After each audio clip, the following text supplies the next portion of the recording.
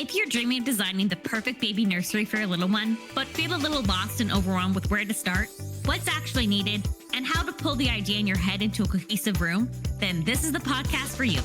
Welcome to How to Design Your Baby Nursery, a limited series podcast where we walk through the exact step-by-step process you need to move through to transform your Pinterest vision board into the perfect baby nursery reality. Before we dive into design and laying out the room, we have to know what we're working with and the actual proportions and relationships of your space. So we have to measure the room and sketch it out. And when I say measure, I don't mean just a few overall measurements. I mean all the wall linear dimensions, the overall dimensions, locations of electrical outlets, and some vertical wall elevations that show the height of the room, location and height of doors, windows, and height of any key room components like switches, air vents, lights, and so on. We sketch all this out roughly as we are taking the dimensions in the room, and then we take these rough sketches and we draw it out to a more accurate scale so we can more easily visually represent the size and proportions of furniture pieces and decor items we're looking at. The easiest and most cost-effective option is to use graph paper. The lines don't have to be perfectly straight in your drawing, but the scale that you assign to one square needs to be consistent throughout the sketch so that your measurements are accurate. So for instance, 1 square equals 6 inches. So then I know if I'm drawing a 10-foot length of a wall, that my line will be 20 boxes in overall length. The goal is to have an accurate visual representation of your room, drawn to scale, so that you can start playing around with the best layout and configuration of your key furniture pieces and relationships between them all, which we deep dive into in episode 3. So you need to remember the scale you assign to each square so that when it comes time to drawing out the crib or nursing chair, for instance, you can draw the rough shape and size of that exact furniture piece you're considering to the same scale and be confident that it will fit and work within your room layout. If you're looking for a more robust and online option, I recommend the programs Home Styler or Floor Planner. Both are free and allow you to easily draw out the walls and input your doors and windows and come with preloaded furniture options.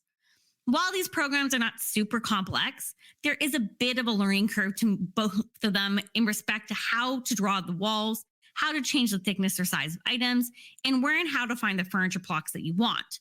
And for both options, the preloaded furniture library is limited. So be conscious that the style direction may not be what you have in mind, which is okay because you aren't using these programs to fully visualize your room from a style direction. You're using them to block out the furniture, the size, and items you're considering to know for certain that all the pieces will work how you wanted them to be laid out prior to making any purchases. Now, if you're listening to this and going, I have no idea what you're talking about. I have a video training on exactly how to measure your room, how to sketch it out by hand and assign a scale to graph paper, and a quick tutorial on each of these programs. Head on over to GabriellaMilgrom.co/nursery to snag your copy of the workbook and head to episode 2 for the video link. And now that we've measured the space and have drawn it out, either by hand or in a computer program, we can start looking at the best layout options for the key nursery furniture pieces and the flow between these items. But I caution, do not miss this step. Everything that we do from this step forward is relying on having a floor plan to scale and an understanding of your heights and relationships of doors, windows, and outlets.